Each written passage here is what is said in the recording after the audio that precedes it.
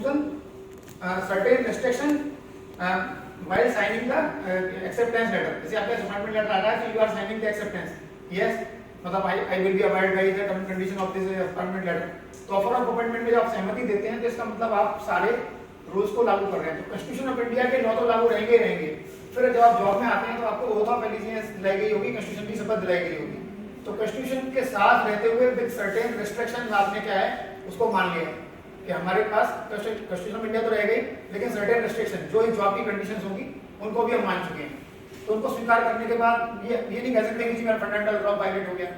तो बाकी धीरे धीरे आगे आते जाएगा, क्या क्या रेस्ट्रिक्शन आते हैं या क्या क्या नहीं कर पाएंगे, वो भी थोड़ा ब्रीफ में आते चला जाएगा। तो वो रेस्ट्रिक्शन के साथ में तो ऐसा नहीं है कि आपको वायलेट हो रही है। अदरवाइज आपको ऐसा कहीं लग रहा है कि वायलेट हो रहे हैं या हम उतनी फ्रीडम में नहीं है, तो उसमें कहता है सीधे कि भैया वॉलंटरी रिटायरमेंट लेने का ऑप्शन है या रिजाइन देने का ऑप्शन है। आपको लगता है हम कुछ कर नहीं पा रहे या गवर्नमेंट में फंस गए, कर नहीं पा रहे, कई बार ऐसा लगता है। तो हो सकता है कि आपके लिए बाहर खुला आसमान हो, आपको आप ऐसे पेंशन पीरियड में कैद हो गए हो, तो कैद रहने की जरूरत नहीं है। जस्ट रिजाइन द जॉब और वॉलंटरी रिटायरमेंट गो, और बाहर आपको जो मिलता है काम ढूंढ लीजिए। तो मतलब ये है, जॉब में रहेंगे तो सर्टेन रेस्ट्रिक्शन है। तो सर्टेन रेस्ट्रिक्शन के साथ जो हमारी पेड अलाउंस मिल रहा है, सैलरी मिल रही है, अगर हम उससे खुश हैं तो नेचुरली यहाँ रहना चाहेंगे। यदि उससे खुश नहीं है या बाहर की अपॉर्चुनिटी है तो जाना चाहेंगे। तो ये हमारी चॉइस है, हमने मतलब अपनी बिल से हम यहाँ पर हैं। तो ये इसमें बात है। जनरल रूल कुछ है ये, अब ये कुछ जनरल रूल में बहुत जरूरी है। मतलब मेन क्या है, कॉन्ट्रैक्ट रूल में यहाँ पे ही पकड़ा जाता है। तो हमें आपको मेंटेन एब्सोल्यूट इंटीग्रिटी। दूसरा आता है maintain devotion to duty, do nothing which is unbecoming of a government servant. यहाँ क्या है, यहाँ ऐसा ही लॉ है, मतलब जो कहते हैं ये 313 जैसे आप देखेंगे यहाँ पे तीसरा जो आ रहा है, ये तो आप समझ रहे हैं एब्सोल्यूट इंटीग्रिटी हमें रखनी है, सत्यनिष्ठा रखनी है, जॉब के प्रति सब कुछ करना है, साथ ही साथ आपको डिवोशन टू ड्यूटी रखना है। और यहाँ जो आता है, यहाँ ये बड़ा मतलब कोई भी चार्जशीट जितनी भी होती हैं, जो मैंने अब तक चार्जशीट देखी है, तो ये जरूर आ जाता है, ये भी आ जाते हैं। क्योंकि जब भी आप कोई मिसकंडक्ट करते हैं, मतलब जनरल टाइप का रूल है, और इसमें जरूर आप पकड़ लिए जाएंगे कि कुछ ना कुछ जितने भी मिसकंडक्ट आगे भी रूल आएंगे उसमें ये तो जरूर लग जाता है। तो हर चार्जशीट के अंदर लिखा रहता है कि आपने ये वायलेट कर दिया। इंटीग्रिटी, आपने कुछ जॉब में ऐसा काम किया होगा, कोई फर्जिलिटी में एलडीसी या कोई फ्रॉडलेंट हुआ होगा, तो उसका मतलब आपने इंटीग्रिटी डाउनलोड हो गई, वहाँ आपने या काम ठीक से नहीं किया, केयरलेस किया, तो वहाँ हो जाएगा। और इस चीज में तो पकड़ ही जाएंगे। यानी अगर आप अपने घर में बच्चे को डांट भी रहे हैं चिल्ला के, तो भी कंडक्ट में पकड़ सकता है। क्योंकि हो सकता है बच्चे को रोज डांटते हो, बच्चा रोज गेम खेलने चला जाता हो, लेट घर पे आता हो और आप डांट रहे हैं, लेकिन पड़ोसी आपके पास सुनता हो, वो भी आपकी कॉलोनी में रह रहा है मान लीजिए, तो वो कहेगा रोज डांटते चिल्लम चिल्ली करते हैं तो हमें तो दिक्कत होती है चीज से। तो मतलब ये उसके पास हो सकता है कि वो आपकी शिकायत करते ऑफिस में, या कई बार लोग पेट रख लेते हैं घर में, पेट हल्ला मचाते हो, डॉगी रख लिया, कैट रख ली, तो हो सकता है उससे भी पड़ोसी को दिक्कत हो। तो क्वार्टर तो कैंसिल होगा ही होगा, वो तो एक अलग एक्शन है, और ये हो ही सकता है। यानी जो ये रूल आ रहा है 3 जो है, do nothing which is unbecoming of a government servant. तो ये लाइन ध्यान रखिए, कुछ भी ऐसा काम नहीं करना है जो आपसे अपेक्षित नहीं है। और इसका दायरा फिर बहुत बड़ा है, पहले तो 3 थे, बाद में फिर और भी बढ़ा दिए गए हैं, करीब 20-21 हो गए हैं, 21 चल गया है, तो ये 21 हो गए ऑल टुगेदर। तो 2014 में सब आया है, उसमें कोई भी चीज, यानी आपको कॉन्स्टिट्यूशन की सुप्रीमेसी रखनी है, सोवरेनिटी इंटीग्रिटी ऑफ इंडिया रखनी है, आपको ट्रांसपेरेंट मैनर में बिहेव करना है, आपको ये फेयर चांस देना है, कोई ये नहीं करना। तो इसमें से बहुत सारे क्लॉजेज, तो क्या वो सारे नहीं लिए क्योंकि थोड़ा सा टाइम लगेगा। तो बेसिकली कोई भी गलती होगी तो यहाँ ये ध्यान रखना है कि इसमें तो फंस ही जाते हैं। तो हर चार्जशीट में लास्ट में ये लिखा होता है कि आपने जो है कितना मिसकंडक्ट किया है, मिसकंडक्ट टू दिस एक्सटेंट। तो ये हमेशा मैंने देखा है, ये चार्जशीट देखी इसमें जरूर होता है। कुछ फिर इसके आगे आते हैं हमारे प्रॉम्प्टनेस एंड कर्सी, यानी हमको प्रॉम्प्टनेस का मतलब है कोई डायरेक्टली टैक्टिक्स नहीं करनी है। Try to dispose your work as soon as possible, जितना जल्दी आप कर सकते हैं। लेकिन ये नहीं है कि आ जाए तो साइन कर दी फाइल, ऐसा भी नहीं है इसका मतलब। इसका मतलब है आपको ड्यू डिलीजेंस देते हुए, नेग्लिजेंस नहीं डिलीजेंस, काम को करना है विद ड्यू डिलीजेंस, यानी आपको रूल के साथ में, रूल की कन्फर्मिटी में वो है कि नहीं। आज समझ में नहीं आ रहा, हो सकता है एक मुझे लगे, कई बार हमें भी ढूंढने पड़ते हैं, देखना पड़ता है, कभी हेडवर्ड से बात करनी है, कभी अच्छी बात यह है कि व्हाट्सएप में आजकल चैट कर सकते हैं। तो हमारे पास क्या है, ऐसा ग्रुप है, चाहे वो कम्युनिकेटर्स हों या आपके साइंटिफिक में, टेक्निकल में, हमेशा एक व्हाट्सएप ग्रुप होता है जिसमें आपकी query, you can raise your query and you will get immediately answer from somewhere. कोई ना कोई को जरूर पता होगा, कोई ना केस ऐसा रिपीटेड केस कहीं आया होगा तो जरूर कोई ना कोई बता देगा कि ऐसा हुआ था, तो कुछ हिंट मिलेगी, फिर आपको ढूंढ लेंगे। कई बार समझो कि डेट ही दे देगा कि ऐसा कुछ सर्कुलर 2019 में आया था, तो आप वेबसाइट सर्च करके ढूंढ लेंगे। तो ये फायदा होता है। तो कहने का अर्थ है प्रॉम्प्टनेस करनी है, डिले नहीं करना, लेकिन ड्यू डिलिजेंस काम करना है। प्रॉम्प्टनेस में यही है, कर्टियस बिहेवियर करना है, भगा नहीं देना है किसी को, कोई आया करनी होता है जाओ। कभी कभी ऐसा हो गया हो कि माइंड में कुछ बहस कर दिया हो आपने और वो आया काम, तो इसका तो मुझे करना ही नहीं है, तो ऐसा कोई सोचना नहीं है, तो आपको कर देना है, कर्टियस मैनर में बिहेव करना है। तो ये तो ऑब्जर्वेंस ऑफ गवर्नमेंट पॉलिसी, तो देखिए बात आ रही है ऊपर, जैसे कि गवर्नमेंट पॉलिसीज हैं उसके अकॉर्डिंग काम करना है आपको, ये सुप्रीमेसी माननी है उनकी, अपना अपना बायस नहीं घुसा देना है कि ऐसे करेंगे इतने हिसाब से, तो गवर्नमेंट पॉलिसीज की ऑब्जर्वेंस जरूर आपको करनी है। और तीसरा देख रहे हैं rule 3C, provision of sexual harassment of working women. तो इसमें तो बहुत सेंसिटिव रूल है, आपको पता ही है कि आप जो है इसमें बहुत सारी बातें आती है कि इसको सेक्सुअल हरासमेंट बोलते हैं या वर्क प्लेस क्या है, वो तो फिर इसमें भी लंबा टॉपिक होता है, लेकिन थोड़ा सा यहाँ पे बोलूँगा कि जैसे मान लीजिए एक बात आती है कलरफुल रिमार्क, कि कलरफुल रिमार्क क्या है, तो कहने का मतलब है कि कोई भी लेडी है मान लीजिए,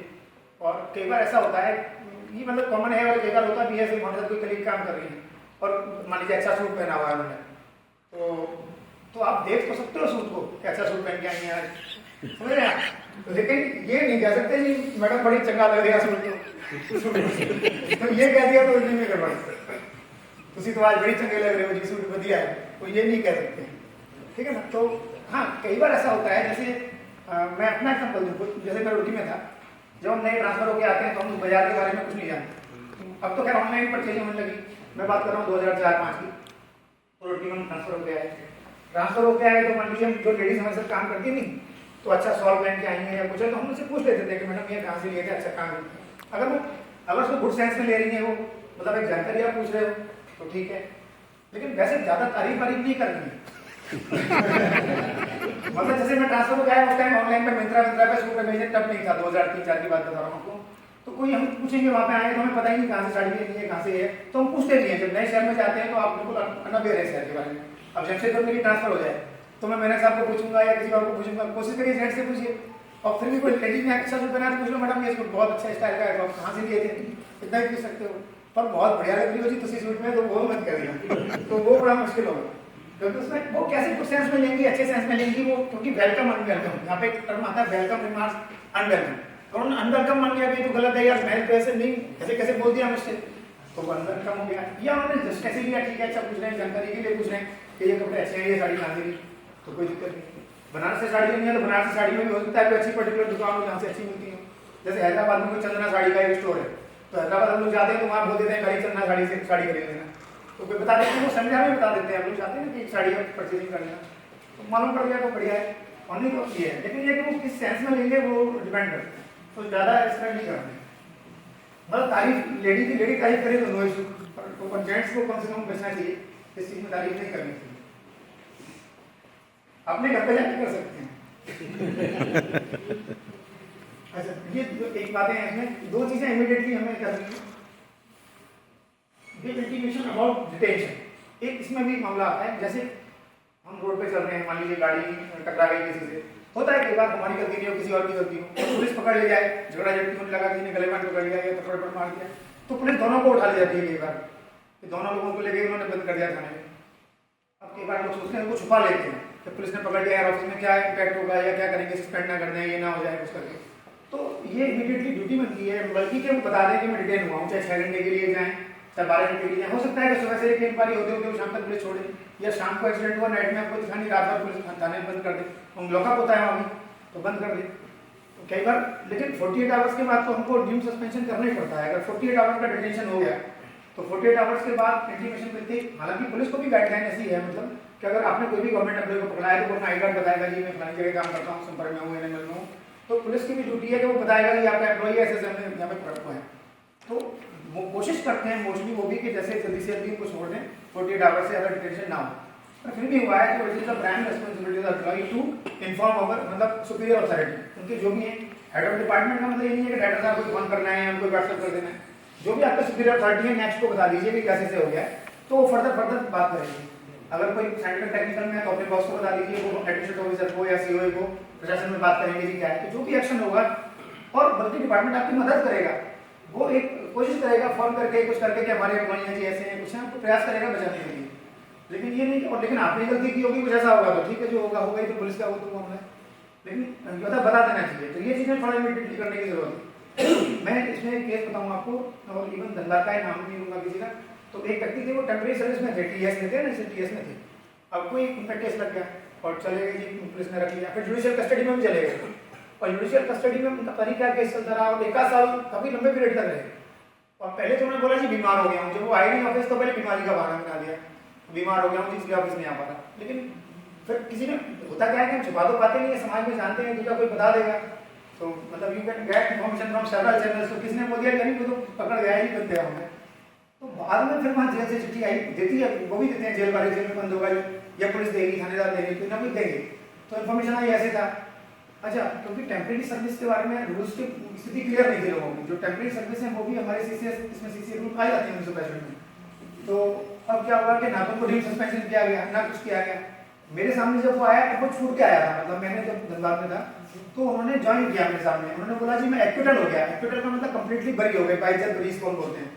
तो कंप्लीटली एक्विटल के बाद हमने ज्वाइन करा दिया उसे। लेकिन उन्होंने देखा, अब अगर सर 1 साल तक मुझे कोई तनख्वाही नहीं मिली, नो पे नो अलाउंस।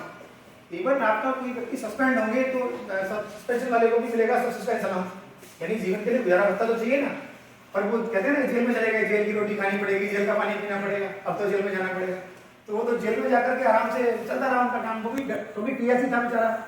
कैजुअल लेबर से ऐसे आइडेंटिफाइड कैजुअल लेबर के बाद टीएस बना। तो कितनी जानकारी होगी, डरता भी होगा, बताया ही नहीं उसने एग्जाम में पैसे चाहिए या गुजारा भत्ता चाहिए। फिर वो जेल की रोटी से चलता रहा था काम। तो मैंने बोला यार ये तो इसको मिलना चाहिए पेड अलाउंस। सस्पेंशन होता है, सस्पेंशन कंप्लीटली एक्विटल की बात बैठे ना, एक्विटल हो गया तो कर दीजिए, दे दीजिए पे। तो खैर मैंने उसको कैसे कैसे करके रिजेक्शन नहीं हो पाया था, डीएम सस्पेंशन नहीं हो पाया था, ये स्थिति है। मतलब कुछ नोट बनाया और एक सर्कुलर नोट बना के हमने एक्सेप्ट अप्रूवल ली, और उसके पेड अलाउंस और हमने ओएम निकल गया, बिल बन जाएगा, मतलब रिलीज कर दिया है। तो कहने का मतलब बता देना चाहिए। लेकिन और बाद में उसने क्या सूचना दे दी, बोला भी ऐसे अब जेल में जाके बीमार हो सकता है। कहते सर मैंने बीमारी की सूचना दी थी लेकिन जेल में बीमार हुआ था बाद में। जेल में भी तो खांसी जुकाम सर्दी बुखार, जेल का नाम सुनते आ जाएगा, इसके बाद वो बुखार कर दिया। तो बोला जी हाँ जी बीमार था। तो तुमने झूठ क्यों बोला था? तो फिर लिखा है कि नहीं सर बीमार था, लेकिन पकड़ तो गया था, इस तारीख को डिटेंशन हो गई थी, और लेकिन मैं बीमार भी था, ये बात भी है। तो क्या हमने उसको बेचारे को मदद करके कर दिया। अदरवाइज क्या है, ये एक अकेला रीजन है जिसके ऊपर भी आपको चार्जशीट हो सकती है, मतलब ये मिसकंडक्ट हो सकता है क्या, सप्रेसिंग द इन्फॉर्मेशन, क्या आप नहीं बता रहे हो, फिर उसमें बंद हो गए और डिटेंशन के बाद आप नहीं बता रहे हैं। तो ये भी it can be the alone ground, based on that आपको कार्रवाई हो सकती है। एक ये बात और होती है नॉर्मली, जो मैंने अनुभव है उसका आधार बनाया, ऑब्टेन कंफर्मेशन सब कंट्रेक्ट के अंदर ये oral direction of superior officer as soon as possible thereafter. कोई भी इवेंट होने के बाद कई बार होता है कि ओरल डायरेक्शन दे देते हैं, ऐसा कर लो क्योंकि कोई सेमिनार नहीं है, कोई जल्दी जाना है। एयरपोर्ट पे जाते जाते जो बॉस लोग होते हैं डायरेक्शन दे जाते हैं, रास्ते में चल रहे होते हैं। अच्छा मैंने ये देखा है कि जो भी बॉस बाहर जाता है उसको सबसे ज्यादा काम टूर पे याद आता है, आपने महसूस किया होगा। फिर बाहर से आने लगता है यार ये करना है, वो करना है, मतलब दिमाग एकदम हाइपर एक्टिव हो जाता है। जैसे ही ऑफिस से निकलते हैं ना, ऑफिस में तो लगातार पेपर साइन कर रहे हैं, कुछ काम कर रहे हैं, मीटिंग में याद नहीं आता क्या काम है। जैसे ही फ्री हुए गाड़ी में बैठते ही याद आ जाता है, ये फ्लाइट में तो खैर वो सिग्नल बंद हो जाता है बाद में, लेकिन फिर याद आ जाता है। तो कई व्हाट्सएप भेज देते हैं, जैसे जितने भी एचओडीज होंगे, आप मतलब मेरी बात से इत्तेफाक करते हैं जरूर, जो साइंटिस्ट जी की लेयर होगी सारे एचओडी, तो डायरेक्टर साहब को कुछ काम याद आ जाएगा, वहाँ से व्हाट्सएप भेजेंगे, एओसी को भी व्हाट्सएप भेजते हैं। मतलब मेरा तो अनुभव रहा है, आपका भी जरूर होगा कि सारे काम याद आने लगते हैं। तो वो काम सब व्हाट्सएप पे आ रहे होते हैं, क्योंकि करना भी है, ये कर देना, ये भेज देना, हम करते भी हैं, होता है ऐसा कई बार। हालांकि वो रिटर्न भी कह सकते हैं आप इस टेक्स्ट में, पर वो व्हाट्सएप भी एक फॉर्मल चैनल नहीं है, तो आपको एसर्टेन करना पड़ेगा कि ये कर लें। कई बार तो सिविल वर्क्स जो है वो ऐसे हो जाते हैं, कल उद्घाटन होने वाला है, कोई स्टोन लगाना है, कुछ करना है, तो प्लेट बन के आ जाती है ब्रास की, सब कुछ नाम लिख देते हैं उसके ऊपर, और वो इंस्टॉल हो गई, सब हो गया। और ठेकेदार का पेमेंट कैसे होगा? 25-30 हज़ार का 40 हज़ार का काम भी कर देगा, बाद में सिविल इंजीनियर अप्रूवल लेता है। उस टाइम हमारे यहाँ सिविल से भी कोई बैठे होंगे यहाँ पे, तो होता है ऐसा। कई बार आप लोगों ने काम ऐसा किया होगा जो ओरल इंस्ट्रक्शन पे किया होगा, तो बाद में उसको कंफर्मेशन करते भी होंगे आप लोग, तो कंफर्मेशन कर लेनी है, देर आफ्टर ही है, तुरंत कर लेनी है। जिसमें पेमेंट इन्वॉल्व होगा वो तो करनी पड़ेगी, जिसमें पेमेंट है कुछ, और नहीं होता कई बार कुछ काम कर देते हैं जो एडमिनिस्ट्रेटिव था, उसमें कोई पेमेंट इन्वॉल्व नहीं थी, लेकिन आपने कहने से कर दिया, बाद में कोई मुझे क्यों कर दिया था जी, या किसी दिक्कत हो, तो आप ये जरूर कर लें। शॉर्ट ये हमने रूल देखिए। बाकी आता है employment of near relative servant in companies और फर्म। तो और सारे रूल को हम नहीं लाए हैं, उसमें उसका जिस है, तो कहने का अर्थ है हर रूल शुरू होता है नो गवर्नमेंट सर्वेंट से, मतलब रूल्स आर नेगेटिव, वो पहले से ही नेगेटिव। कोई भी आप कुछ देखेंगे तो नो गवर्नमेंट सर्वेंट है, no government servant can do this thing. तो कहने का अर्थ है कि ये नियर रिलेटिव वाला भी चक्कर के किसी को अपनी पोजीशन का इन्फ्लुएंस नहीं करेंगे किसी कंपनी में जॉब दिलाने के लिए या कहीं भी किसी फर्म में करने के लिए। क्योंकि हो सकता है कंपनी से आपकी डीलिंग होती हो, वहाँ से आपके कोई क्लाइंट हम पहुँचो, और तो हम इंसान हैं, हम लोग जानते हैं एक दूसरे को, तो नॉर्मली फोन कर भी देते हैं। और अगर नहीं करेंगे, आपका कोई भगना या बच्चा या कोई भी मतलब है और नहीं करेंगे तो कहेंगे तो मामा जी बेकार है, ये तो कुछ करेंगे। इनकी पोजीशन में बैठने का फायदा क्या है? बैठे हुए हैं तो बोलते नहीं किसी को, हम बोले फोन करने को हम नहीं कर सकते, तो वो तो कोई फायदा मतलब नहीं आएगा। तो कहने का अर्थ है वो ये कि do everything don't get caught. तो फोन तो करते ही होंगे, करना भी पड़ता है, पर फिर भी ऐसी कोशिश ना करें इन्फ्लुएंशियली, या कोई ऐसी स्थिति ना हो कि बाहर जो आ जाएगा सब बार बार जॉब करा रहे, फोन कर रहे हैं जॉब के लिए, या जॉब के लिए मुझे परेशान कर रखा है, ऐसी स्थिति ना हो बस। तो ये ध्यान रखना है। और बाकी नियर रिलेटिव का कई बार होता है कि हमारे डिपार्टमेंट में सिलेक्शन हो जाता है, क्योंकि सिटीजन ऑफ इंडिया तो है, तो हो सकता है हमारा भी कोई बच्चा या कोई नियर रिलेटिव एग्जाम दे। अभी CSR का एग्जाम निकला हुआ है, मान लीजिए हमारे कॉमन गटर का निकला है SO वाला, तो हो सकता है कि आप में से कोई रिलेटिव या किसी के बच्चे दे रहे होंगे और वो सिलेक्ट हो भी सकते हैं। वो तो चलो हेडक्वार्टर एग्जाम करा रहा है, लेकिन कई बार हम लोकल लेवल पर कराते हैं तो सिलेक्शन हो ही सकता है। तो उसमें उस प्रक्रिया से उसको बाहर रहना होगा। जो भी एम्प्लॉई हैं, यदि वो सिलेक्शन की प्रक्रिया में नहीं शामिल होंगे एटलीस्ट, यानी उसी स्टेज से अलग हो जाएंगे, अगर फॉर्म भर दिया बच्चे ने तो वो फर्दर प्रक्रिया में नहीं शामिल होंगे। और बाकी जो कॉम्पिटेंट अथॉरिटी है उनकी अप्रूवल ली जाती है, तभी नियर रिलेटिव को मतलब एक नियर रिलेटिव क्लियरेंस दी जाती है। तो वो क्लियरेंस दी जाएगी कि हाँ भाई कोई दिक्कत नहीं है, इस प्रक्रिया से अलग है, यानी पूरा फेयर एंड ट्रांसपेरेंट मैनर में काम हुआ, कहीं भी उस एम्प्लॉय का कोई इन्फ्लुएंस नहीं रहा है किसी स्टेज में, ये जरूरी है। अब देख ही रहे हैं, इसमें ज्यादा बताने का जरूरत नहीं है। Taking part in politics and election, तो हमें पॉलिटिकली न्यूट्रल रहना है। वोट डालने जा रहे हैं तो पोल वाले हो तो सकते हैं कि आप एक सिटीजन ऑफ इंडिया की तरह पोल कर सकते हैं, वोटर हो सकते हैं आप मात्र, लेकिन ये नहीं यहाँ तो माहौल कमल का लग रहा है, गए वहां पे खड़े हुए बात करने के बाद कमल की वोट पड़ रही है ज्यादा, तो आज ऐसे करने लग गए तो कुछ नहीं कहना है, साइकिल की वोट बहुत पड़ रही है, हाथ पे लगा रहे पंजे पे सारे आज, तो वो कुछ नहीं बोलना है। तो मतलब पॉलिटिकली न्यूट्रलिटी रखनी है। ज्वाइनिंग एसोसिएशन, ये कोई एसोसिएशन बाहर के कुछ होते हैं, कोई बना लेते हैं, नॉन NGO बना लेते हैं, तो उसमें भी परमिशन लेनी पड़ती है। कैसे कहीं एसोसिएशन या किसी में भी आपको अपना ये नहीं करना है। डेमोन्स्ट्रेशन एंड स्ट्राइक बहुत क्लियर है, कोई भी धरने वरने डेमोन्स्ट्रेशन या स्ट्राइक पे नहीं जाना है।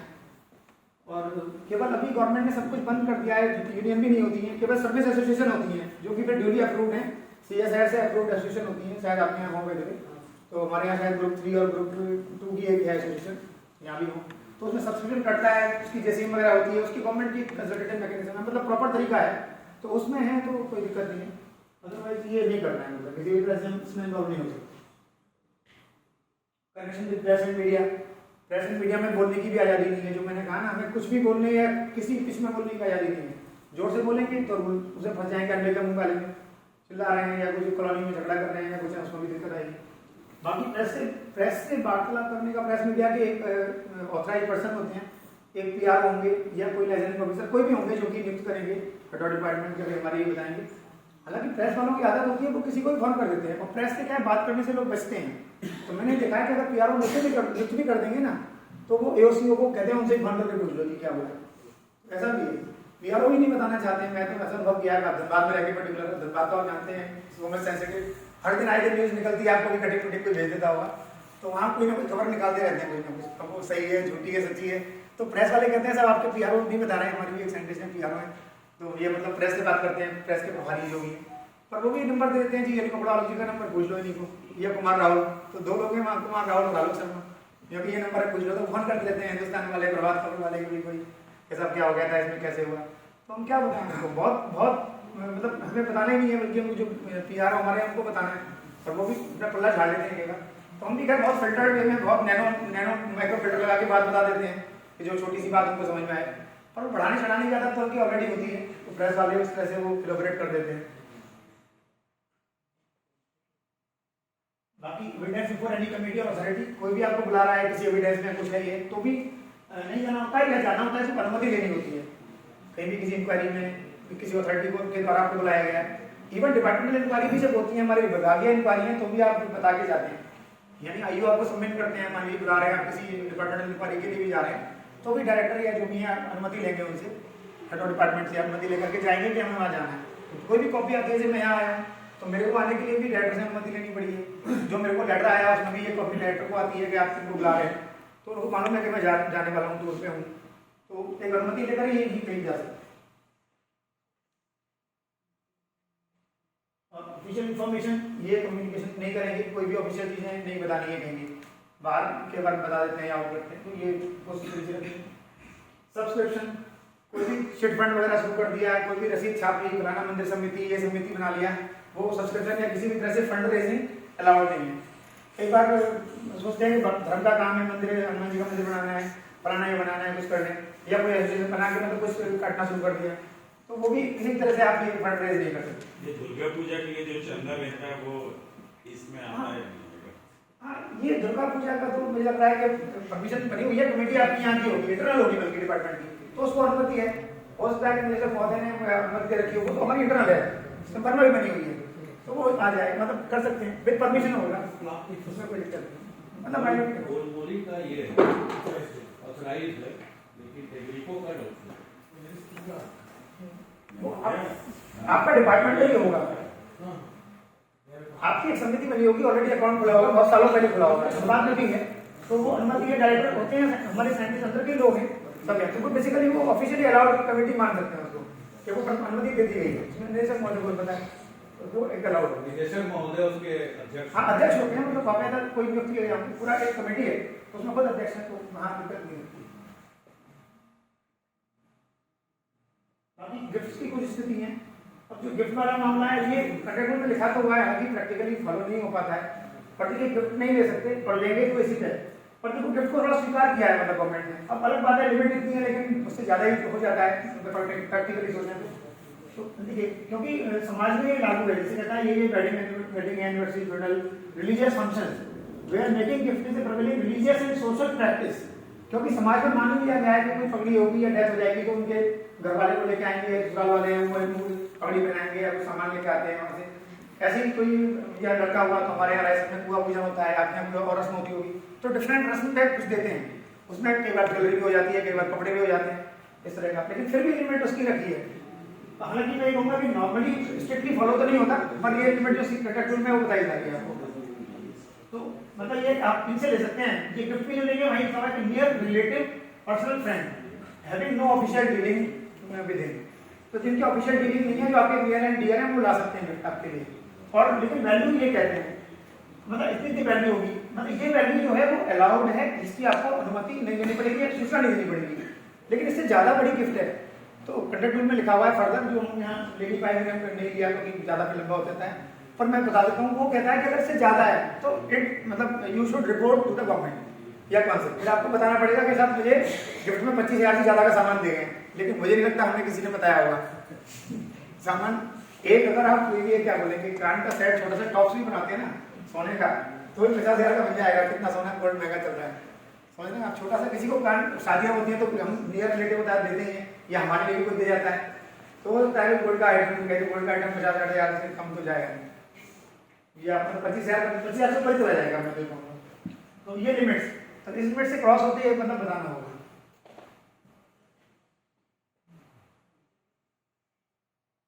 बाकी ये 13 ये है डॉलिंग, तो ये तो खैर आप सब जान ही रहे हैं, लेकिन क्या नहीं लेना है, लेकिन बिलिंग भी देते हैं लोग। पहले पूछ लेते हैं कौन सी गाड़ी मिली साहब को वाले मिली कि यार सेल्टोस, तो कोई बताते हैं अपने हिसाब से हेक्टर मिल रही है, फलानी गाड़ी मिल रही है, तो गाड़ियाँ भी मैं तो देख रहा हूँ 20-25 लाख की चली जा रही हैं। और धनबाद में तो वैसे भी हमारा ये था ना, रिच लेबोरेटरी थी, कंसल्टेंसी मिलती थी, वहाँ 20-25 लाख से कम की गाड़ी किसी पे ही मतलब अच्छी गाड़ियाँ हैं लोगों में, तो एडमिट वालों में नहीं होती हैं, लेकिन ये जिसका कंसल्टेंसी देखिए, हालांकि मैं ही होता है कंसल्टेंसी, क्योंकि कोई अलाउड था। अगर आज के सिनेरियो में बोले तो हम ऐसा थोड़ी कह सकते हैं कंसल्टेंसी, तो ऐसा नहीं कह सकते कि और हम बुलाइए, तो ऐसा नहीं कह सकते हम कि वो अलाउड नहीं था, क्योंकि सीएसआर अलाउड मानती है भाई कि साइंटिस्ट या टेक्निकल कंसल्टेंसी कर सकते हैं, तो वो बिल्कुल अलाउड था। अब जहाँ तक बात है गाइडलाइन की, गाइडलाइन भी अलाउड था, जो टेक्नोलॉजी ट्रांसफर गाइडलाइन हमारी जो एक्सेट्रा कहती है, तो हम ये नहीं कहेंगे कि वो गलत था, सही था, क्योंकि वो जांच चल रही है ऑलरेडी, सीबीआई तक मैटर है, सीबीओ सीबीआई सब जगह जांच, तो वो देखेंगे क्या आउटकम आएगा। तो यानी कि मैं यहाँ की बात कर रहा था, डॉरी में हम लोग मतलब लेना नहीं है, तो जो देते हैं वो देते हैं, तो इसको रिपोर्ट करने की वैसे कहते हैं रिपोर्ट करें बताएं, लेकिन कोई बताता नहीं है प्रैक्टिकली। पर लेकिन अगर ऐसी स्थिति हुई कि फिर से कोई बात आएगी कि जब तक कोई चीज़ सहन हो जा रही है, जब तक वेलकम कर रहे हैं, स्वागत से दे दिया उन्होंने, ठीक है, लेकिन जहाँ भी बात आएगी कोई भी लेडी या कोई भी जेंट्स किसी को यार शिकायत कर देती है कि डोरी में कोई परेशान कर रहे हैं, तो बात सारे आपके वो एक्ट क्रिमिनल एक्ट भी लागू हो जाएंगे। कंटेक्ट में तो होगी होगी, मतलब डबल प्रोसीडिंग्स होती हैं। एक तो हाँ, तो अगर डॉली का मामला होगा, ने कंप्लेन कर दिया कि मेरा पिता इसे वागनर गाड़ी दिया था। जी जी हाँ, इतना गाड़ी दिया था, इतना पैसा नहीं है, मुझे टारगेट करते हैं, तो डोमेस्टिक वायलेंस करते हैं, इतना पैसा नहीं है शादी में। तो अच्छा, कई बार क्या होता है, एक आध बार ऐसा भी सुना है मैंने, जैसे शादी में पैसा दे दिया, 25-30 लाख दिया, गाड़ी शादी कर दी, और वो लड़की कई बार कह देती है अजी काय का काम करना है यहाँ पे, ये मैं ऐश करने आई हूँ यहाँ पे, ये गाड़ी वाड़ी दिया 30 लाख की शादी की, मैं इसलिए थोड़ी आई हूँ कि काम करूँ घर में भी। तो ऐसे भी मतलब लेडीज हैं, बहुत अलग अलग तरह का नेचर रह सकता है, कह नहीं सकते, जेंटलमैन नहीं करता है। और कोई लेडी ऐसी हो सकती है, वो अच्छी शादी होगा, वो लड़की बहुत अच्छी भी होती है, कई बार एडामेंट भी होती है। तो खैर ये इसमें नहीं हम जाएंगे, व्यक्तिगत सब्जेक्टिविटी है, सबका अपना अपना। लेकिन जिसके बाकी में जो मिल गई वो निभा रहा है, हम सब लोग निभा रहे हैं ये तो जिसके किस्मत है जैसा चल रहा है, ठीक है। लेकिन मुझे लग रहा है सबकी लाइफ अच्छी होगी, बढ़िया रहेगी, तो ये हम नहीं कर सकते। अदरवाइज आपके पास डॉरी करना है, डॉरी का एक क्रिमिनल केस अपना हो गई होगा पुलिस वाला, और डिपार्टमेंटल इंक्वायरी भी आपकी हो सकती है, डिपार्टमेंटल चार्जशीट हो सकती है, मतलब जो भी कंटेक्ट रूल वायलेट होंगे जो आपको कर ही सकते हैं। Public demonstration in honour of government servant, किसी गवर्नमेंट सर्वेंट के ऑनर में कोई पब्लिक ये कर रहे हैं, कुछ ऐसा कर रहे हैं, उसके ऑनर में नहीं कर सकते। हाँ, फेयरवेल पार्टी वगैरह दे सकते हैं, पर ये नहीं किसी को बिल्कुल हीरो बना दिया, बहुत सारा ये कर रहे हैं, वो भी नहीं किया ऐसे। फेयरवेल पार्टी वार्टी किसी को दे सकते। प्राइवेट ट्रेड एंड एम्प्लॉयमेंट ये भी अलाउड नहीं है। जो मैंने आपको कहा था कि भाई खुला आसमान अगर बाहर है तो ठीक है, हमारी तनख्वाह यहाँ पे मान लीजिए मैं अभी बोलता हूँ तो मेरी 1,60,000 164 तनख्वाह है, मान लो 1 अगर मुझे लगता है कि मुझे 3 लाख नहीं बाहर से मिलेंगे तो 164 की नौकरी के लिए करनी, तो मैं इस बार वॉलंटियर रिटायरमेंट ले सकता हूँ, 25 साल की नौकरी होने वाली है तो जा सकते अगर मुझे लगता है बाहर अपॉर्चुनिटी है। अदरवाइज ये इसमें इन्वॉल्व नहीं होना है। लेकिन इसमें मैं अपना आपको खुद का केस बता देता हूँ कि मैं फिजिक्स मेरा सब्जेक्ट रहा है, और फिजिक्स में टीचिंग भी मैंने शुरू के इनिशियल स्टेज में करता था और कोई दिक्कत नहीं आई तब तक। तो कॉलोनी के बच्चे आते थे, जैसे कॉलोनी में हम लोग, तो मैं पढ़ाता था फिजिक्स, तो मेरे पास बच्चे आते थे, और उस टाइम में तो क्या था कि डिजिटल मनी का चक्कर ही नहीं था, यूपीआई कोई था नहीं, सब लोग नगद पैसे देते थे, तो किसी को नहीं पता किसी ने पैसे लिए नहीं लिए। हालांकि फीस देते थे बच्चे, में झूठी बोलूँ तो मुझे फीस मिलती थी, किसी ने शिकायत नहीं की, शिकायत करती साइड में दिक्कत आती, छोड़ना पड़ता, क्लास बंद करनी पड़ती, पढ़ाता था। इवन पालमपुर तक भी होता क्या है ना, बेसिकली इसमें टीचिंग में जैसे आपको किसी को पता लग जाए कि अच्छे टीचर हैं तो जरूर बुलाएगा। जब मैं पालमपुर एओ बन के गया तो मैंने कॉलोनी का एक आध बच्चा था, आया सवाल पूछने, फीस के बता दिए तो उसने मैथ वाले टीचर को बता दिया। जैसे हमारे CSR में बहुत अच्छे टीचर हैं, फीस पढ़ाते हैं, तो उन्होंने मुझे फ़ोन किया मैथ वाले टीचर ने, सर हमारा कोचिंग है, आप हमारे यहाँ फीस की क्लास ले लीजिए। तो ठीक है, फिर मैंने ले लिया, डायरेक्टर साहब थे हमारे, मैंने सर को बता दिया, लेकिन मैंने कहा सर ऐसे क्लास का, तो उन्होंने खुद बोला कि आलोक जी कोई मेहनत का काम है, आप एजुकेशन का काम कर रहे हो, और पालमपुर क्या है, थोड़ा रिमोट लोकेशन थी, वहाँ अच्छे टीचर थे नहीं, चंडीगढ़ में तो होते हैं,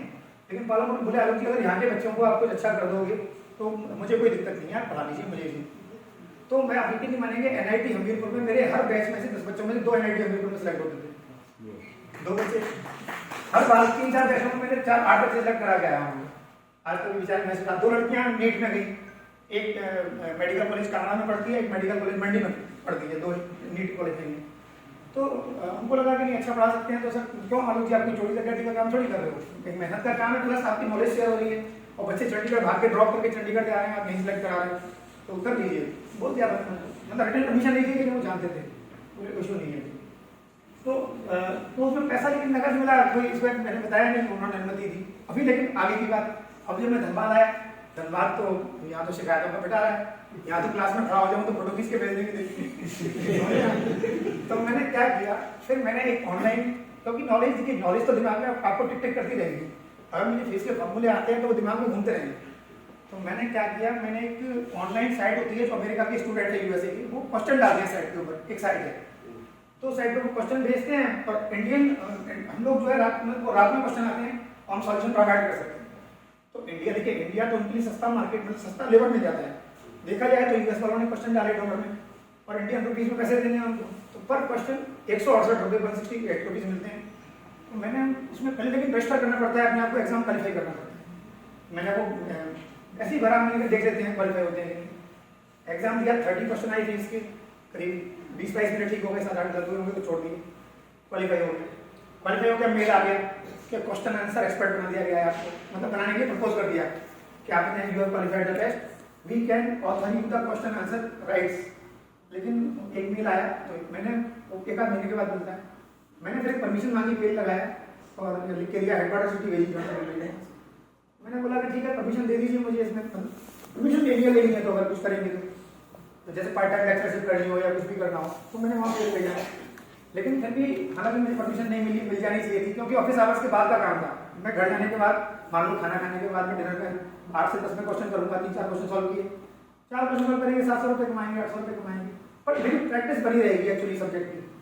तो इसलिए मैंने पढ़ा था। खैर मेरे को वहाँ से परमिशन आई कि your case has been considered sympathetically by the competent authority but permission has been denied because it may affect your undivided attention to the office work. ये लिख के आ गया,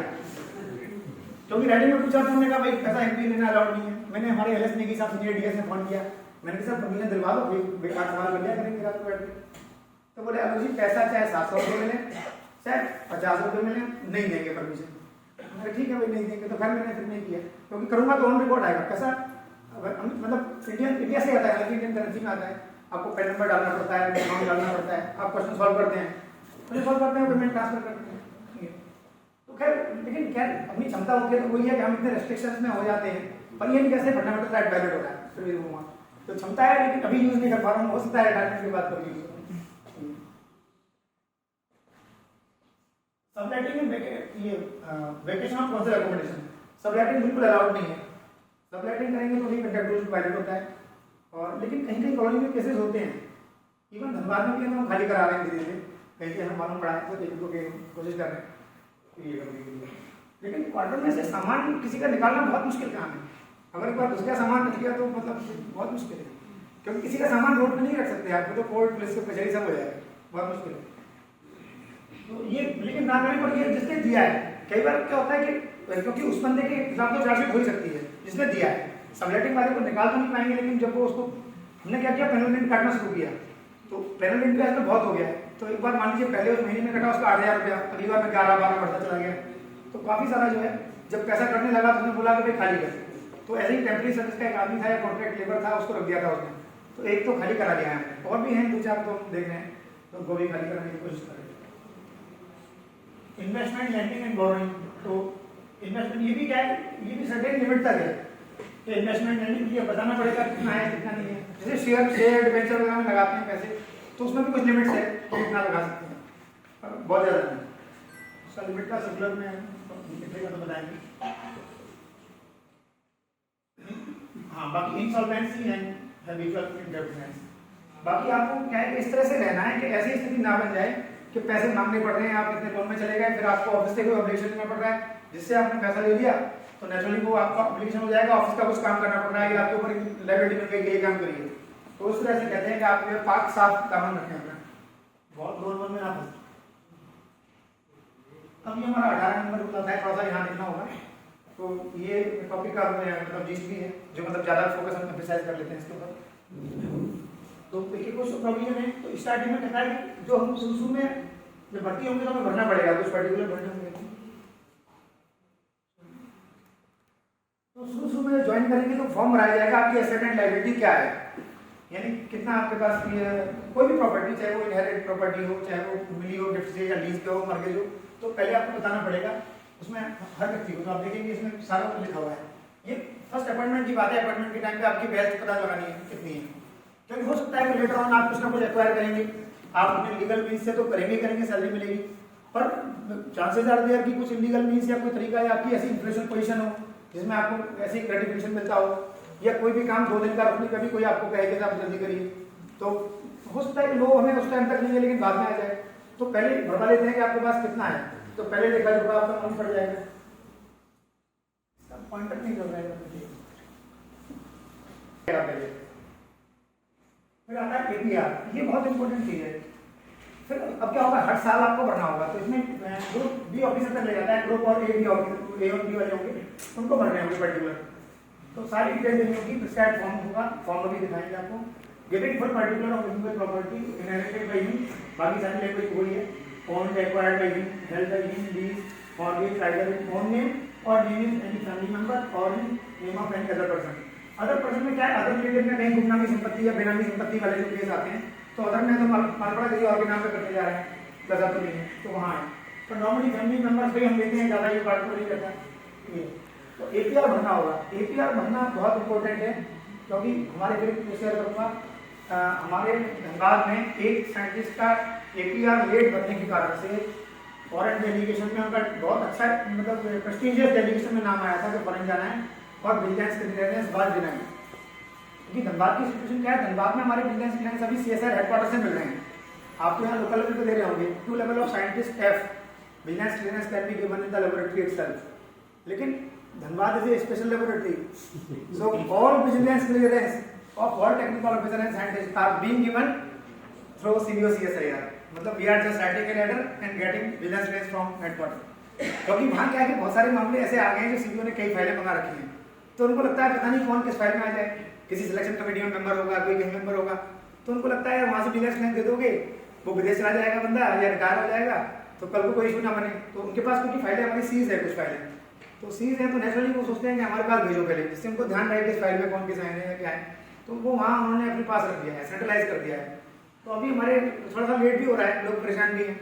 और हमको दिन में बिजनेस की 2-3 चिट्ठियाँ लिखनी पड़ती हैं, क्योंकि कोई अप्लाई कर रहा होता है कहीं, कोई चाहे डिपार्टमेंट से बाहर एप्लीकेशन भेजें, चाहे पासपोर्ट रिन्यूअल करें या कुछ भी करें, तो बिजनेस क्लियरेंस इज रिक्वायर्ड। और उस केस में उस व्यक्ति का 8 दिन लेट होने से, जनवरी तक डेट थी, 31 जनवरी, 5 फरवरी या 6 फरवरी को दिया था,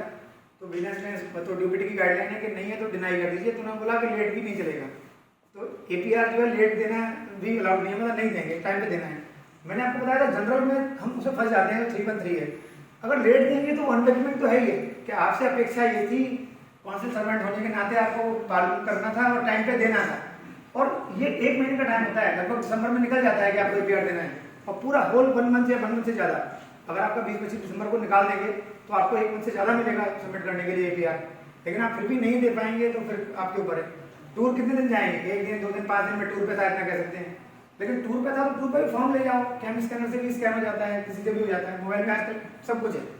मोबाइल ऐसे ही मोटा थोड़ी हुआ है, मोबाइल ने बहुत कुछ खाया है, टॉर्च खा गया, रेडियो खा गया, आता है ना, व्हाट्सएप में जो टाइप का आता रहता है, मोबाइल बहुत कुछ खा चुका है, उसमें कैलेंडर खा गया, डायरी खा गया, सब कुछ खा गया, तब जाके स्मार्टफोन बना, तब हुआ है स्मार्टफोन। तो जब स्मार्टफोन है तो कहीं से भी कब भेज सकते हैं, उसमें ईमेल है, सब कुछ है, वहाँ से फॉर्म भरें, एंट्री करें, भेज दें। हालांकि आप फॉर्म टूर पे नहीं भर पाएंगे, क्योंकि उसके लिए भरने के लिए आप भूल जाते हैं दोबारा, अच्छा फॉर्म भरने में दोबारा अलाउड नहीं है कि सेम एज एवर, बहुत सारे लिख देते हैं कि एज पर अर्लियर ईयर या एज पर प्रीवियस ईयर ऐसे करके, तो वो अलाउड नहीं है। पहले लोग लिख के दिया करते थे, लेकिन बाद में हमारे एक लेफ्टिनेंट कर्नल विक्रम राणा आए थे, सब लोग जानते होंगे, जानते हैं ना आप लोग, नाम सुने होंगे, तो हमारे जो CBO साहब आए उन्होंने इतना स्ट्रिक्ट कर दिया इसको, और कि कोई भी ऐसा नहीं लिखेगा, हम भी एक्सेप्ट कर लेते थे पुराने वाला, ठीक है एज एवर करके पुराने वाला एज प्रीवियस ईयर, पर उन्होंने बोला एक कॉलम भरना है, सब कुछ डिटेल भरनी है, उसमें कैसे प्रॉपर्टी ली, कितनी वैल्यू, और प्रेजेंट वैल्यू में भी जाते हैं, वहाँ कॉलम आता है प्रेजेंट वैल्यू, तो प्रेजेंट वैल्यू में हो सकता है कि वैल्यूएशन आपने किसी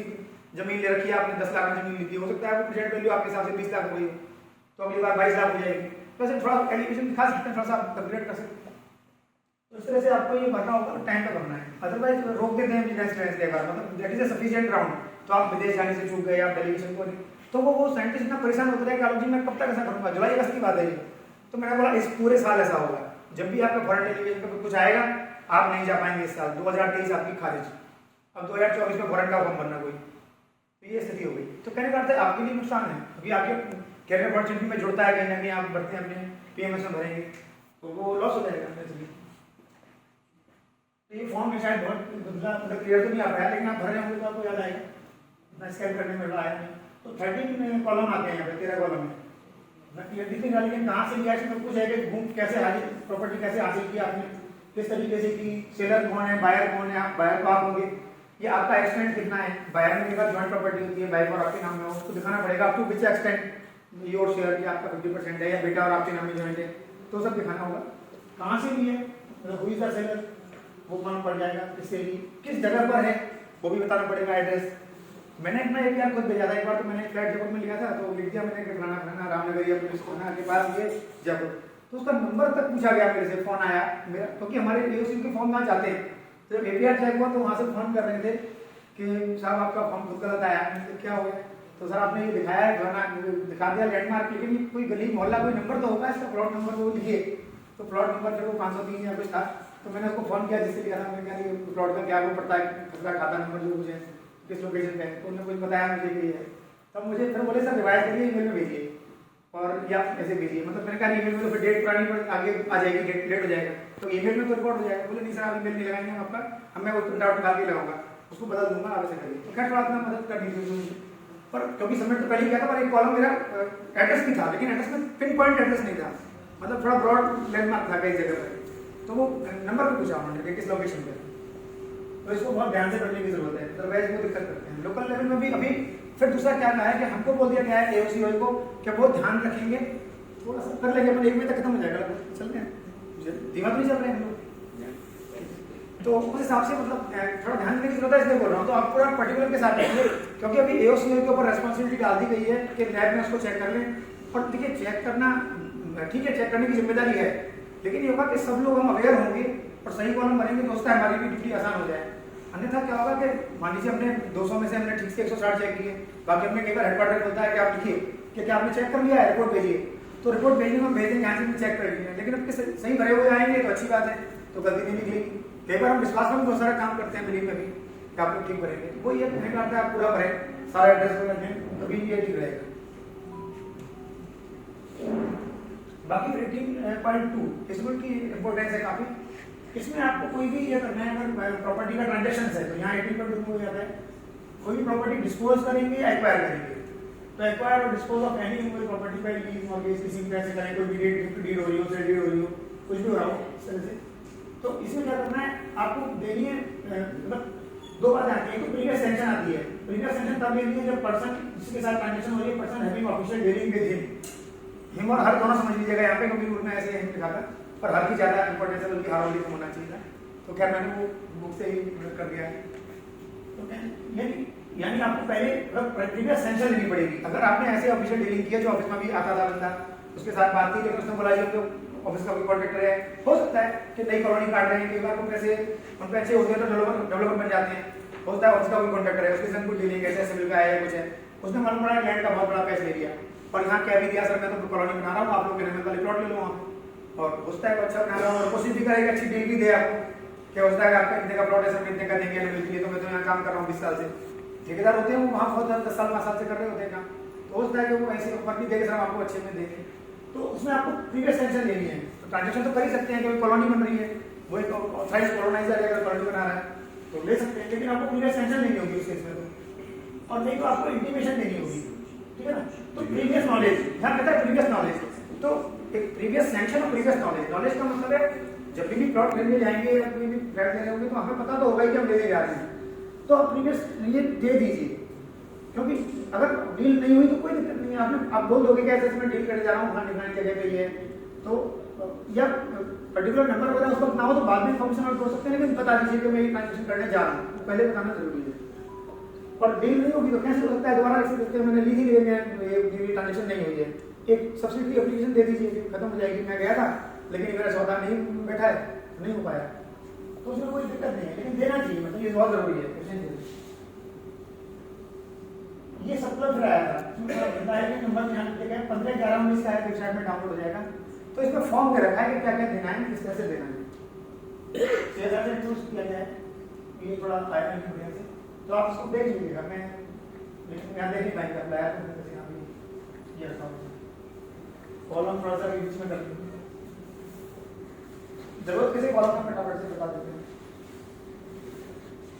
मतलब बेसिकली जो देना है वो ये किस तरह की डीलिंग है या कैसे आप इसको एक्वायर कर रहे हैं, सोर्स ऑफ फंडिंग क्या होगा, वो सब बातें आएंगी। तो कॉलम में बेसिक इन्फॉर्मेशन है, नेम डेजिग्नेशन है ना, और आपका सर्विस टू विच बिलोंग्स, फिर कहता है एम्प्लॉय कोड आपका क्या है, स्केल ऑफ पे प्रेजेंट पे कितनी है, पर्पस ऑफ एप्लीकेशन किस पर्पस के लिए दे रहे हैं, whether properties being acquired disposed of, acquire कर रहे हैं डिस्पोज ऑफ कर रहे हैं कॉलम में, फिर कहता है प्रोबेबल डेट ऑफ एक्वायर और डिस्पोजल, प्रोबेबल डेट बोल रहा है, कंफर्म नहीं मान रहा कोई डेट दे दीजिए कि इस मंथ में करने वाले हैं, डेट दे दो 10 या 12 तारीख कुछ भी लिख दीजिए, वो एक्चुअल बाद में भी आप फर्दर दे सकते हैं, लेकिन प्रीवियस दे दीजिए। और मोड ऑफ एक्विजिशन क्या होगा, मोड ऑफ डिस्पोजल क्या होगा, प्रॉपर्टी का डिटेल है, फुल एड्रेस मतलब लोकेशन क्या है, डिस्क्रिप्शन ऑफ प्रॉपर्टी क्या है, वेदर फ्री होल्ड या ये लीज होल्ड है, whether applicant is interested in the property full part या पार्टली कितना है, किस तरह से आपका ये है, ownership of the property, sale purchase of the property, sale price of the property. But in case of acquisition, अगर एक्विजिशन कर रहे हैं तो source from which fund is proposed of finance. तो फाइनेंस नॉर्मली फाइनेंस करते हैं, किसी bank से करेंगे, कई बार डिपार्टमेंट का भी लोन लेते हैं, एसबीआई, हालांकि आजकल कोई कम लेते हैं, लेकिन बैंक से लेते हैं तो वो बताना होगा। इन case of disposal of property was requisite sanction और इंटीमेशन ऑब्टेन्ड फॉर गिवन, तो कह रहे हैं डिस्पोजल करना है तो क्या आपने एक्विजिशन की टाइम पर किया नहीं थी, कॉलम कहता है in case of disposal of property was requisite sanction और intimation obtained given for its acquisition. जो जिस चीज को बेचना चाह रहे हो क्या उसको लेने की अनुमति ली थी आपने, या प्रीवियस आपने नॉलेज में से डाला था, तो जब डिस्पोज करना है तो उसकी आपको पहले लेने की भी अनुमति आपकी फाइल में होनी चाहिए, ये कह रहा है। तो डिस्पोज करेंगे तो उसमें पकड़ लेगा क्या आप ये कर रहे हैं, आपने कब ली थी पता नहीं चल रहा, आपने बताया नहीं था उसको बेच रहे हैं, कब ले ली थी, तो वहां नहीं बताएंगे, तो आपने उसकी अनुमति ली कि नहीं ली। फिर detail of party to whom transaction is supposed to be made, किसके साथ आप ट्रांजैक्शन करने वाले हैं वो पता होना चाहिए। In case of acquisition by gift whether sanction is also required rule 13 और गिफ्ट का तो क्या रूल सीसीएस रूल 13 में आया था कि सीसीएस में कंट्रेक्ट में गिफ्ट अगर गिफ्ट आई थी तो क्या बताया था, हो सकता है गिफ्ट दे देते हैं, कई बार ये प्लॉट है, 3-4 प्लॉट होते हैं, किसी के नाम कर दिया, बेटी है बेटा है तो किसी को नाम पे दे दिया, तो भी बताना होगा कि मेरे रेंट आई थी या मेरे मामा चाचा, होता है कई बार बहुत ऐसा होता है, पुराना मिल जाता है किसी को, मतलब जरूरी नहीं है मतलब का पैसा मिले, कई बार और भी होते हैं दे जाते हैं, मामा आए कुछ और किसी के नाम पे प्रॉपर्टी कर दी, तो क्या आपने रूल 13 में बताया था कि नहीं बताया था, जो कॉलम मिलाता है गिफ्ट का मतलब उस वैल्यू से ज्यादा का गिफ्ट आपने बताना चाहिए, ये भी तो इस तरह से बात आ रही है ऐसी। तो ये इमूवेबल के बारे में ज्यादा थोड़ा इंपॉर्टेंट है, बाकी मूवेबल की भी बात आती है, तो ये फॉर्म में इसमें मूवेबल की बात आ जाती है। मूवेबल में थोड़ा सा ये है, शायद हम 1 मंथ का टाइम बताता है, हाँ मूवेबल में कह रहा है कि ये number of money he shall within 1 month from the date of such transaction. तो मूवेबल में देखो इमूवेबल ज्यादा वैल्यू का है, बहुत ज्यादा वैल्यू आती है, वहां पे आपको कोई छूट नहीं है, यानी आपको प्रीवियस बताना है, या ऑब्जेक्ट देनी है तो प्रीवियस सैंक्शन ले लेनी है। मूवेबल में विद इन 1 मंथ बता देना है, कोई भी कार परचेज करी फाइनेंस करा पहले बता देंगे तो और अच्छा, और नहीं बता पाए तो आपको 1 महीने के अंदर बता देना है, मतलब जो भी ट्रांजैक्शन करी तो आपकी गाड़ी का रजिस्ट्रेशन नंबर आ गया, आपने लिख के दे दिया, तो बैंक से लोन लिया था या ऑन सेविंग से मैंने गाड़ी ले ली है, हो सकता है 6 लाख की गाड़ी है तो ऑन सेविंग से भी हो सकती है, ज्यादा वैल्यू की है तो फाइनेंस भी कर सकते हैं। दहेज में गाड़ी का तो कोई बताया नहीं है, वैसे आज तक कोई केस दिया दहेज में गाड़ी में दिया मुझे कोई देता नहीं है, पर आपने दिया है तो बता सकते हैं एक महीने।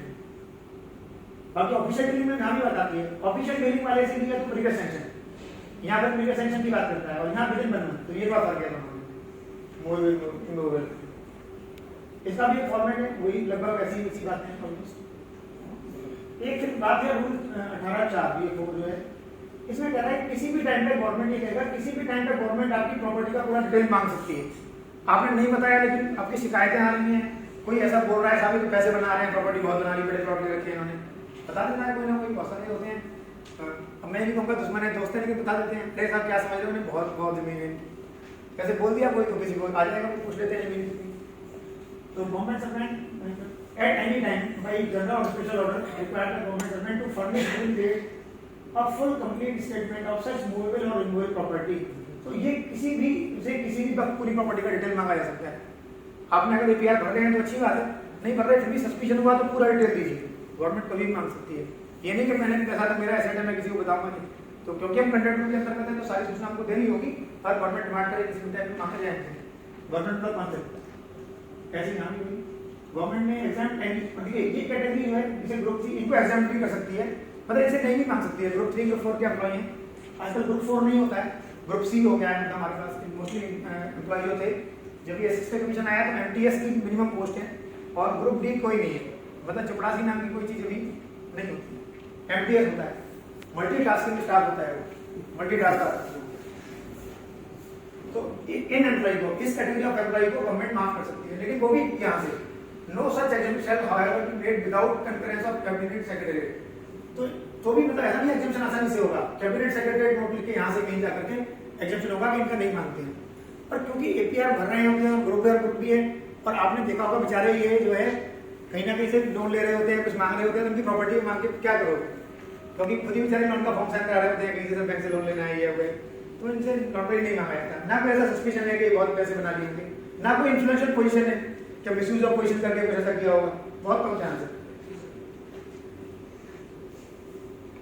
बाकी कुछ हमारे जल्दी से करते हैं। तो vindication of character of concept, ये मतलब किसी भी एम्प्लॉय को डिफेमेशन वगैरह के बारे में बात होती है कि किसी प्रेस मीडिया में किसी को डिफेम कर दिया या किसी के बारे में बोल दिया, तो ऐसा नहीं करना है, किसी को नहीं करना है। किसी ऑफिशियल काम के लिए कोई काम नहीं हो रहा तो प्रेस में खबर निकाल दी, कुछ ऐसा कर दिया, वैसे ही एक्शन नहीं करना। कैनवासिंग ऑफ नॉन ऑफिशियल और अदर आउटसाइड इवेंट्स, हाँ ये भी थोड़ा इंपॉर्टेंट हो गया। 20 इसमें क्या होता है, मोस्टली मैंने देखा है ट्रांसफर कराने के लिए लोग करते हैं इसको। जैसे एक साइंटिस्ट है, मान लीजिए रहने वाले लखनऊ के हैं, पोस्टेड रहने वाले हो गई, तो वो पूरी कोशिश करेंगे लखनऊ चला जाऊँ, कोई ना कोई एरिया ऐसा ढूंढेंगे कि साहब मुझे वहाँ ट्रांसफर कर दो। आप कहोगे तो बॉटनी की लैब है, तो बॉटनी की लैब है तो क्या है साहब मैं पीएमई में तो काम कर ही सकता हूँ, ऐसे बोलते हैं, क्योंकि कोई भी साइंटिस्ट पीएमई में तो हैंडल कर ही सकते हैं, जो मैनेजमेंट पोस्ट है उनको कर सकते हैं। तो बोलेगा ठीक है साहब मेटलर्जी का तो हूँ, लेकिन वहाँ पीएमई होती है, कोई ऐसी टेक्निकल सेल होता है, कुछ होता है, मैं वहाँ इनपुट दे दूंगा, डाटा रखूंगा, ये करूंगा सब कुछ। तो क्योंकि लखनऊ जाना है उसको, तो लखनऊ जाने के लिए कोशिश करेगा। अब नहीं करेंगे, कोई भी डायरेक्टर आसानी से नहीं करते हैं, वो कहेंगे हमने लैब के लिए भर्ती किया तो हमने लॉन्चिंग पैड थोड़ी ना है, तो रॉकेट बनाया और उड़ा के लखनऊ में लैंड करेगा, ऐसा नहीं। तो वो कहेंगे भाई क्या है, तो वो क्या करेगा, लिखवाएगा चिट्ठियाँ फिर किसी अपने या तो मदर फादर लिखेंगे कि मेरा बेटा अकेला एक बेटा है, हमारी देखभाल करने वाला कोई नहीं है, और वो लिखते रहते हैं फिर रूल 20 में। कैनवासिंग का मतलब किसी मिनिस्टर को लिखेंगे, हमारे बीपीसीएस को लिखेंगे, तो ये भी वैसे अलाउड नहीं होता। और ये भी है कि वो कहेगा जी मैंने तो नहीं लिखा, मेरे पिताजी ने लिखा होगा, पिताजी परेशान है तो वो अपने बेटे को बुलाने के लिए लिख दिए। हालांकि फिर ये लिखा है क्योंकि जिन चीज़ों के लिए ऑफिशियल चैनल है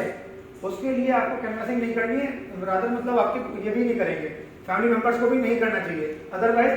rule 20 of CCS conduct rule can attract, ये आ जाएगा, ये पकड़ लेगा आपको फिर कि भाई इसमें आ जाएंगे। तो इसमें पर क्या होता है, क्योंकि हम इंसान हैं तो हम सोचते हैं ठीक है हम ट्रांसफर तो नहीं कर पा रहे, पर बेचारे को कंडक्ट में क्यों फंसाना,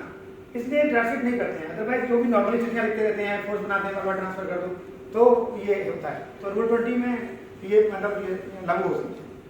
एक इससे ऊपर की बात होती है कि कोई लिखा पढ़ी नहीं होती, सीधे मिनिस्टर ऑफिस से फोन आता है, अरे साहब क्या करूँ, लड़का बहुत परेशान हो गया, मैं कितना रहेगा जमशेदपुर में, ये लखनऊ में ट्रांसफर नहीं करिएगा क्या, इसको